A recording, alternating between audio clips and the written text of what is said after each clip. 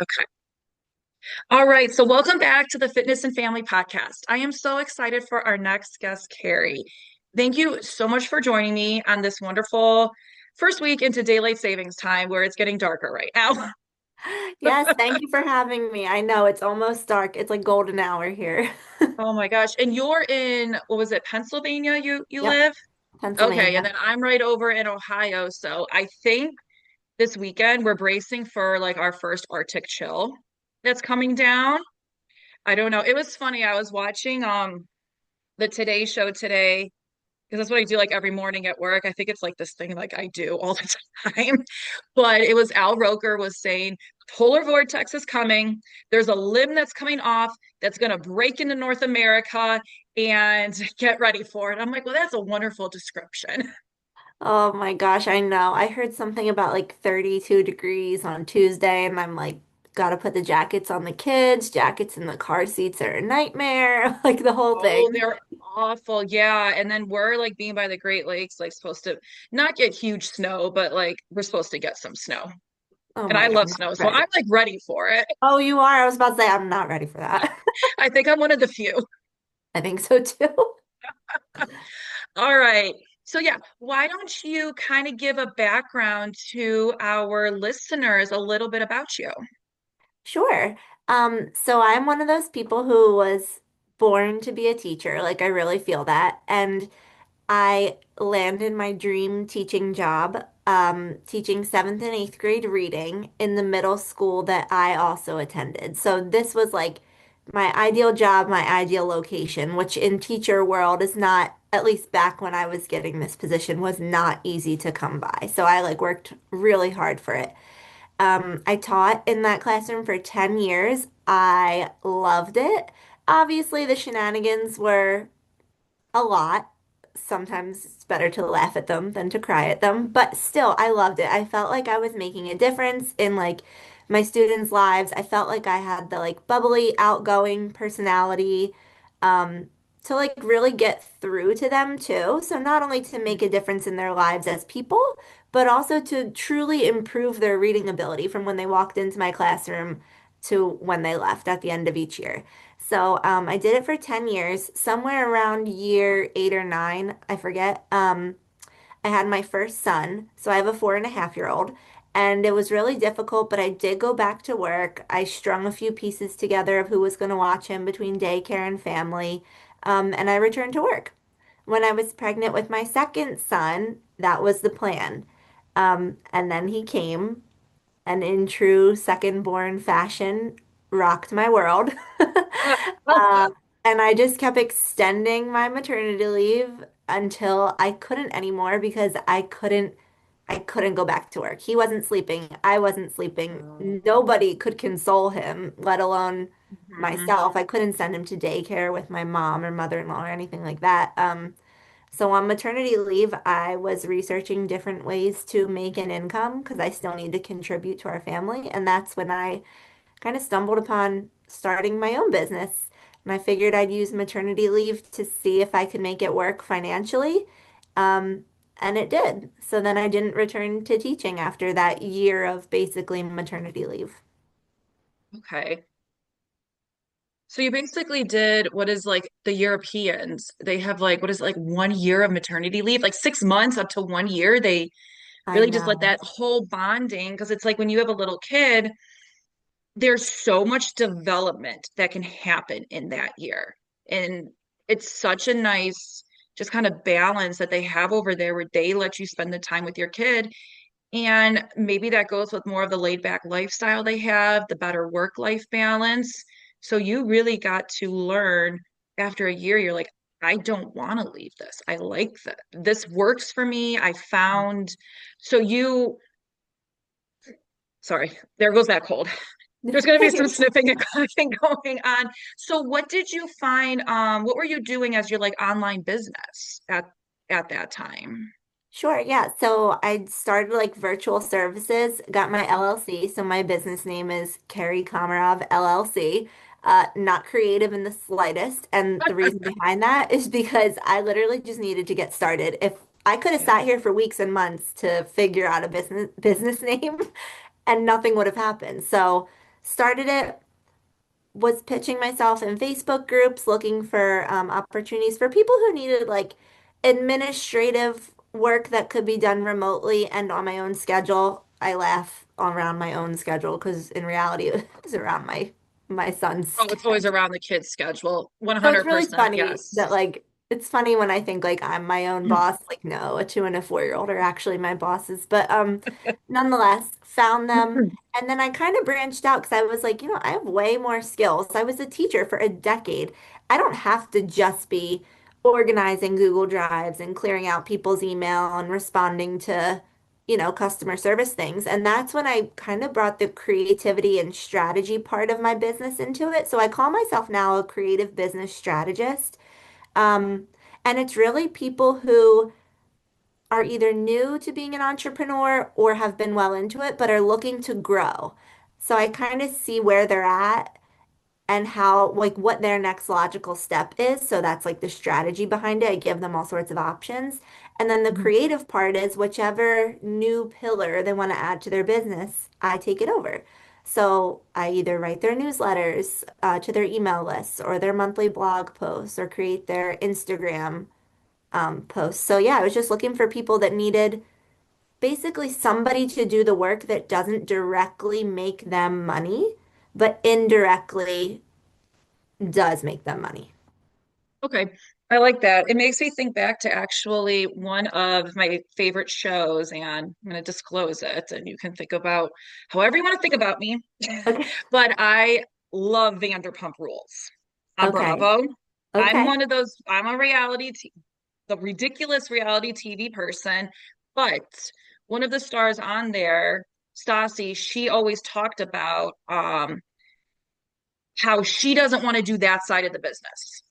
The Hmm. writing, the emails, that's not her forte. That's not what she's good at. Right. So it's really smart, like what you're talking about, when people want to become an entrepreneur, they it's understanding your strengths and weaknesses and being able to bring in somebody with those strengths Hmm. because that's only going to project you and help you grow. And it's almost like that stress of it too. That stress is taken off because I'm not a writer. I would almost like if I went back to like my email and newsletter days, which we know is like kind of creating our business. We have those like ebb and flows and stuff. And right now I kind of got away from doing the emails, but I always in a way kind of stressed out. Like I like creating. I like stuff like this. So it's almost like if I get back to that, I might need you to help No, me with and you it. know what? It's not always that that's a weakness, right? Okay, so for you, maybe writing is a weakness, but for Mhm. one of my clients, writing is not their weakness. They just have better things to do with their time, whether Mm. it's put it into a different aspect of their work that only they can do, or Mhm. they're at such a place where their time is worth a dollar amount. And so instead of writing, even though they're good at it, they're spending time with their family, not worrying about it. So it's a strength thing where I can fill in the gaps, or it's just I'm gonna let go of this because I'm finally at a place where I can, and that's where I come in. Okay. Yeah. You explained that so much better. Well, there's just That two is ways that's to think about perfect, it. right? Okay, so you taught seventh and eighth grade, which is a huge pivotal point for kids, basically when they're becoming teenagers, which Yeah. is totally different than when you and I were teenagers compared to like what it is now for sure. Um, and you've got your English, you said your English degree. Mhm. So remind me, like seventh and eighth grade, you didn't just teach English though. But did you teach other things or was it straight like the reading and the writing? Reading and writing, like the whole realm of literacy is what it falls under, but it's active reading strategies, grammar, spelling is not so much of a thing as it used to be. In the beginning of when I taught, it was like vocabulary, spelling, parts of speech. Um, all of that plays a role in it. And then a lot of writing skills and like analysis and critical thinking. So anything in the literacy and like thoughtful, like read between the lines that doesn't come so naturally to some people is kind of what we were focusing on in middle school reading in English. Okay. Oh, I like that. So that's really nice. Okay. So let's kind of piggyback on that, going back to your time as a teacher, because those, there goes the voice, those skills, they clearly played a big role in what you do now. So can you go kind of a little bit further on how you use those skills and developed your business and how you're using them in your current one? Yeah, so one of the things I struggled with in the very beginning as being an entrepreneur is this idea that I think all teachers have if they've ever thought about switching their career, where it's like, I went to school for education. So, like, okay, I have my English degree, but all I know how to do is be a teacher. And so that seems almost comical now that I've thought about it from a new perspective, because if all I know how to do is be a teacher, I mean, I think any teacher listening to me would agree that you pretty much know how to do everything then. So, like, kudos to the teachers out there. Oh, But 100%. Yes. yeah, so it's just a perspective change because I was so nervous to be like, oh, like I've never called myself like a business strategist or a creative strategist or even a business owner. So what I basically did was list a whole bunch of skills I was good at from teaching.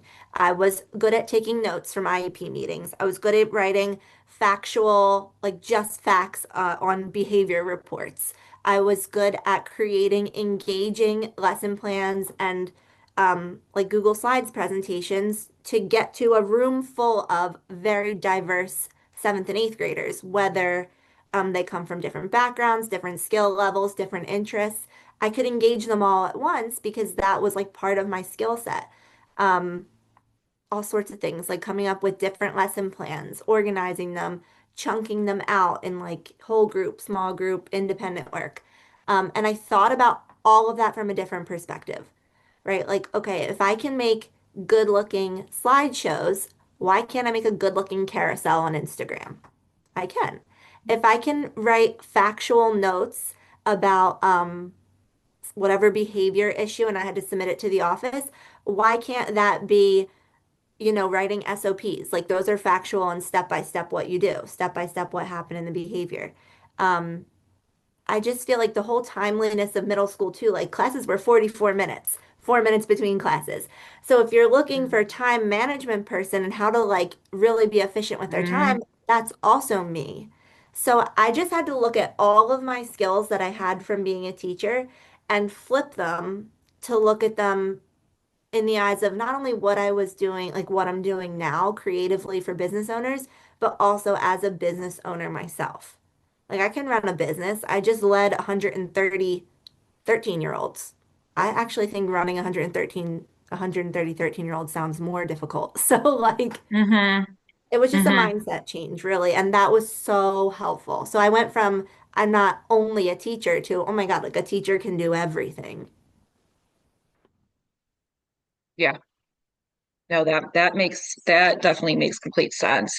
And I do find that more often than none, because when you're talking about that, I'm kind of thinking like, I teach fitness classes and there's all different types of fitness instructors. We're not just being like, do this move, do this, you're someone's coach.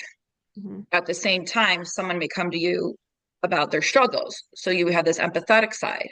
So yeah, it's taking what you're kind of jotting down what you are good at what you do here, and you're putting it elsewhere. And I do that in my full-time job too. Like Yeah. I'm known as like, what do they like to say? I'm a boot camp person. So I run my meetings, but it's like that thing. Like I got to teach a class in 30 minutes. We have 30 minutes of a meeting. We need to, if we have a question, we need to get to either solving it or being able to work our way towards the next steps. We don't want to be sitting for 30 minutes and being like, what did we just talk about? I know. And you know what? I thought that time management like that was common sense because as a teacher, all of my colleagues, we were under the same thing, 44 minutes, get done what you got to do and have a closure to each day, each lesson. When I switch into the business world, so many people have no time management that that's actually what they're looking for, somebody to help them. And it's not like, oh my God, look at this person, they're a hot mess. It's like, oh, I can actually help this person. My skills are needed in their world. And so it Yeah. becomes like a team, kind of. Yeah. A fun team. Yeah. Totally. All right. So you talked about one of the things you talked about, like saying, like taking your PowerPoints, or I say PowerPoint slides. Yeah, I think you said that, or Google slides, or something like that, turning them to like Instagram carousels.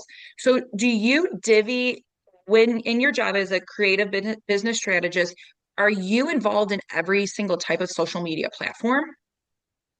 No. Um, for my own business to like promote myself, I focus solely on Facebook. I like Instagram for my personal use. I like posting pictures of my kids, the books I'm reading, the things I'm doing on the weekends. Sometimes I'll shout myself out on there of what I'm doing in the business world, but I just choose Facebook and I stay consistent with it. I don't try to make any posts go viral. I just want to make sure that, I'm not naive. In 3 years from now, when I need a new client, I don't want them to see that I haven't posted a single thing on Facebook in 2.5 years. So consistency is key. For my other clients, I prefer to do Instagram, Facebook, and Pinterest for them. Um, LinkedIn is not my favorite just because as a teacher, I don't think LinkedIn was ever a huge push. So that's a little bit of a learning curve once I entered like business world to learn. I just don't think it's as exciting to me as the more visual social medias. I agree with that one. LinkedIn, I feel like my current job, that's all they use is LinkedIn. And I'm just like, I never used this. I've never found jobs on it. It's just like you just kind of wasn't like the exciting part of it. But I do see it's definitely picking up momentum. Yeah, I've and I, seen that. I do some things in there for my clients, but if I had my full way, we would just let that one go. But it can't hurt to be present on all of them. And who knows, maybe Yeah. somebody else out there feels totally different than me, but for the like realm that I'm in, that's kind of how I feel. Yep. No, and I like how you say Pinterest. I do find Pinterest is like this, out of all the social medias, I kind of find it as the most like fun, calming one I in a know. way. It's just a fun, the boards, the pins, it's fun to be creative And with you know that what? A lot one. of people will tell you it's not, Pinterest is not a social media. It's technically a search engine. It's like a Hmm. visual search engine, which is fine. And this is where I guess this is my personality. Um, I don't care what you call it. It's Yeah. still access social media. Cool. Call it a search Yep. engine, but we still need to create a visual and a caption. Sounds Yep. like social media. So it's Yep. like semantics. That's my personality though.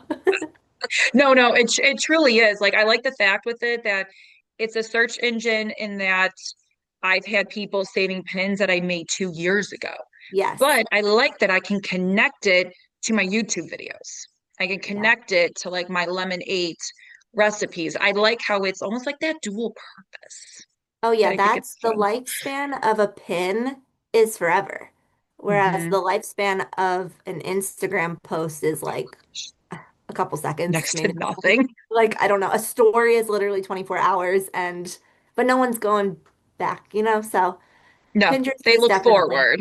yeah, Pinterest is definitely probably an important one. Yeah, no, that's good. Okay, so let's kind of go forward a little bit because Mhm. you talked about you had your first son, you returned to work, and then but after your second, things got a lot tougher. So let's kind of go into like the mom aspect of this. And then I just want you to share because everyone has their own unique experience. And I know with every person I've had come on that talks about their experience becoming a mom, somebody can connect with them. So just can you share what it was like transitioning from full-time teaching to staying at home with not one but two young kids under, what was it, probably the age of three They're at the time? 2.5 years apart. So So yeah. they were close with each other. Do you just want to talk about just kind of that transition, the mental transition, social transition that you went through, making that huge shift? Yeah, I mean, literally survival mode is the only way I could put it. My husband and I were so naive, it's almost cute to think like, oh, we already learned how to be a parent. We know how to give a newborn a bath. We know how to change a diaper. We know how to like rock the baby and swaddle and the whole thing. So we were like, the only thing that's going to be tough this time is being tired because you're still going to be up all night with a newborn. We were so wrong. Like, I just can't. one kid is one kid. Two kids is like a freaking tornado in your house. Like, I don't know. It was survival mode.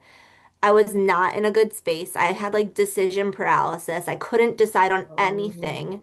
Um, and all of that being like, how can I go back into school? Like, look at me. I looked like a disaster. How can I go If you back don't into feel confident in yourself, how can you deliver it to your school? students? And They're your second family.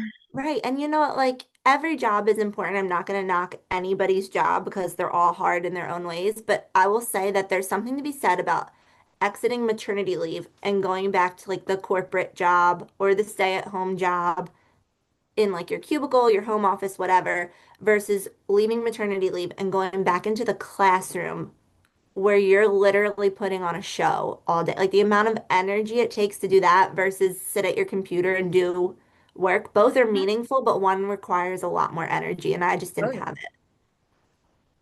Oh yeah. No, I totally can relate to that because I went from a job where I was moving around, I was a quality manager, I was going in the plant, I was in the warehouse, I was doing stuff, and I wanted to take a break from management. Chase was three, 3 years old at the time, and he was getting to that age. He was part-time in preschool, and I said, I want to be with him. Mhm. And I don't want that stress. It was a stress that I was feeling, and I'm like, I just, like you said, like a decision paralysis. I'm making decisions on food that has to leave the facility because I was in the food industry, but then I want to be with my kid, and I'm like, I don't know if I'm making sound decisions. I trust in myself and work, but I don't know if I'm making Yeah. sound decisions. So yeah, I went to a job as a quality engineer right now where I sit more, and it is different. Hmm. The energy that it takes, the decision making, it is truly different. Yeah. So I definitely can relate to that in my own experience. And there's nothing wrong with either or, but you got to be confident in yourself. So how can you return somewhere if you can't be confident?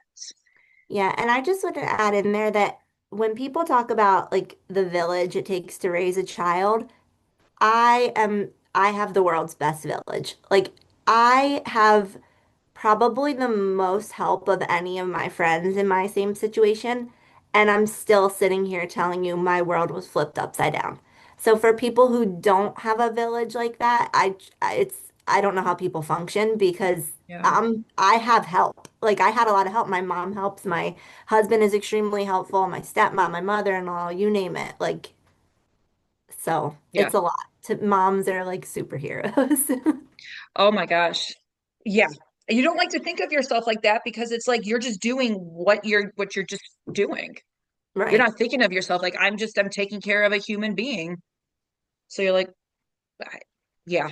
It's weird to think of yourself when before having a family that what moms truly do. I know. I know. Because I'm there with you with my parents live about like an hour and a half away, but when I had Chase, it was right before COVID. So when COVID hit and nobody could come over and we have a 3 month old, I'm like, what do I do? Because Yeah. I did not take pregnancy and postpartum very well. I'm starting to think like after I had him, I switched doctors, like gynecologists, but I'm like, I'm starting to think that things were happening that they just didn't take into account. And you look Okay. back at it and you're like, how did I Yeah. get through this? Right. Oh man. Well, that is something. So you talked a little bit about it, your village in terms of your family. So on this podcast, The Fitness and Family, we focus on the three pillars of health and we talk about them a lot, physical, mental, and social. So you went being surrounded daily by your teachers, by parents, students, to working from home. So we already talked about that shift.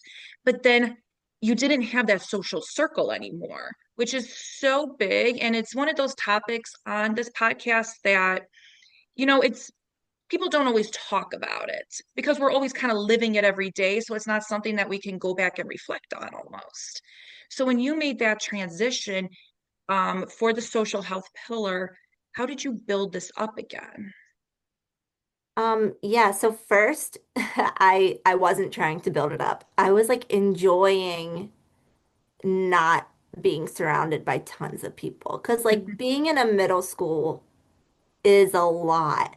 So first I was like taking in like the solidarity and I want to say the peacefulness, but nothing's peaceful about a 2.5-year-old and a newborn at the time. But nonetheless, I was enjoying like the aloneness of like me being the only adult type of thing.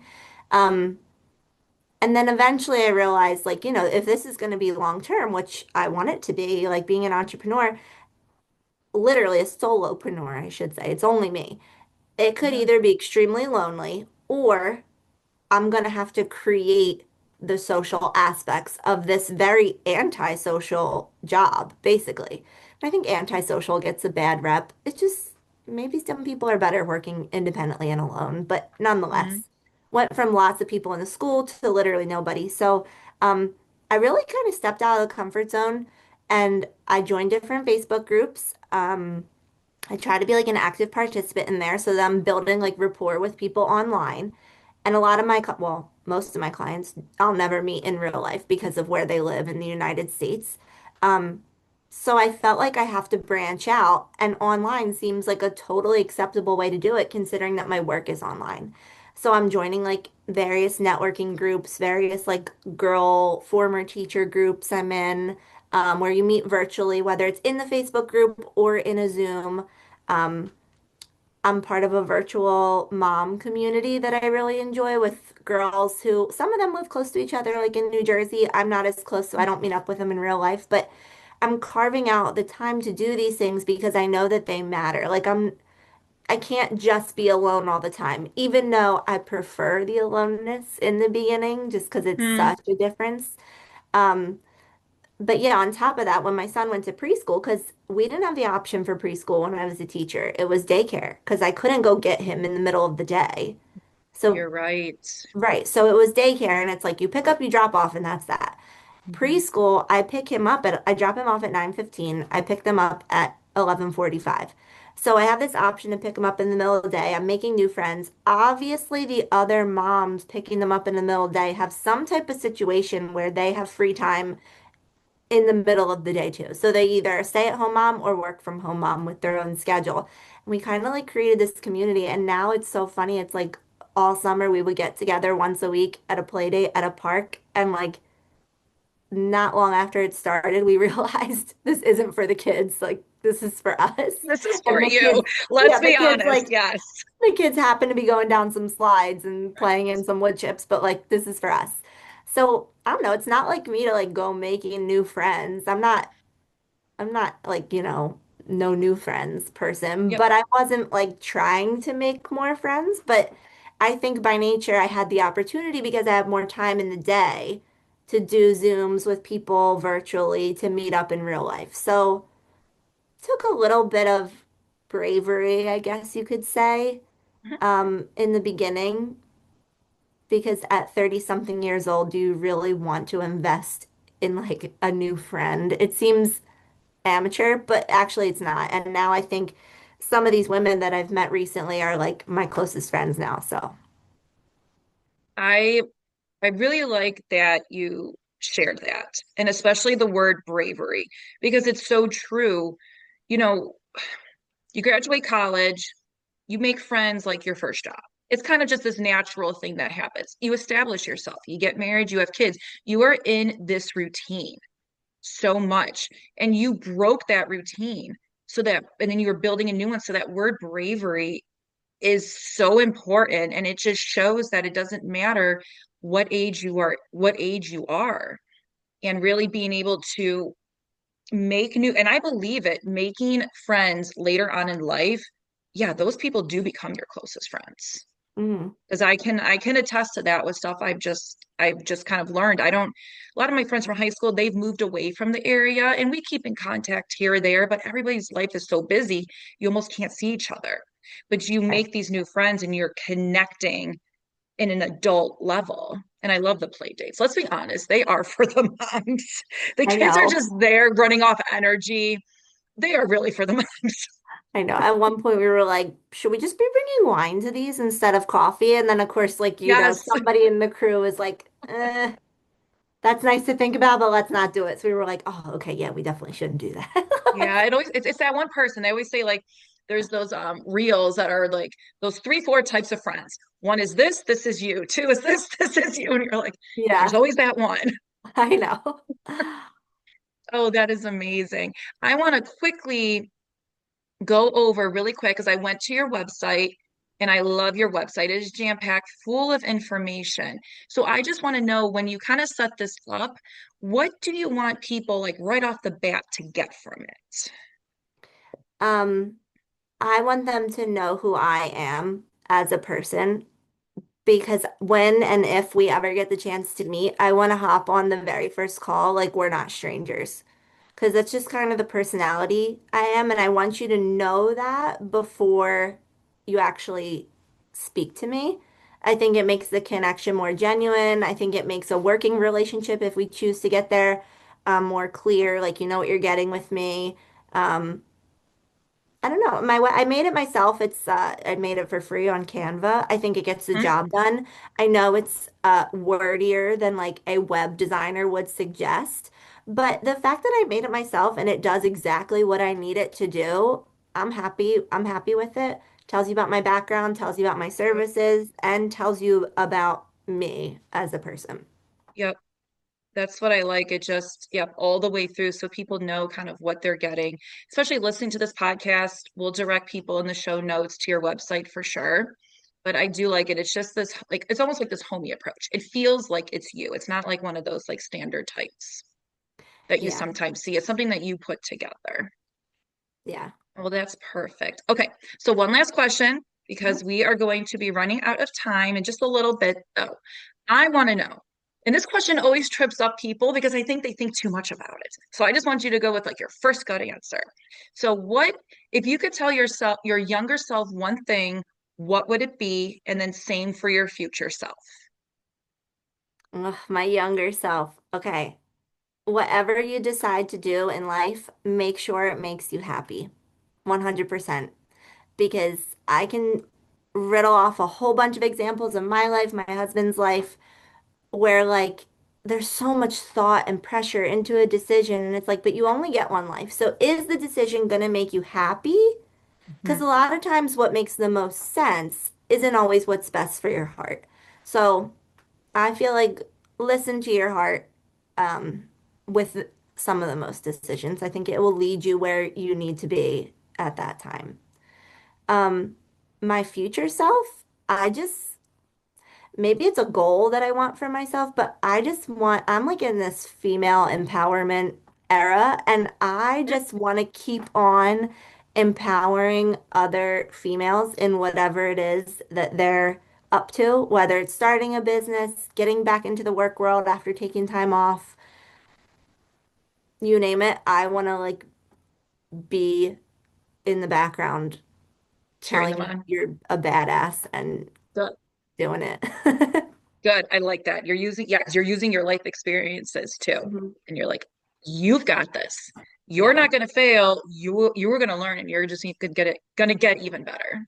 Yeah, exactly. Oh, that's perfect, Kerry. So thank you so much for being on the Fitness and Family podcast. We already talked about a little bit about your website, but where can people find you?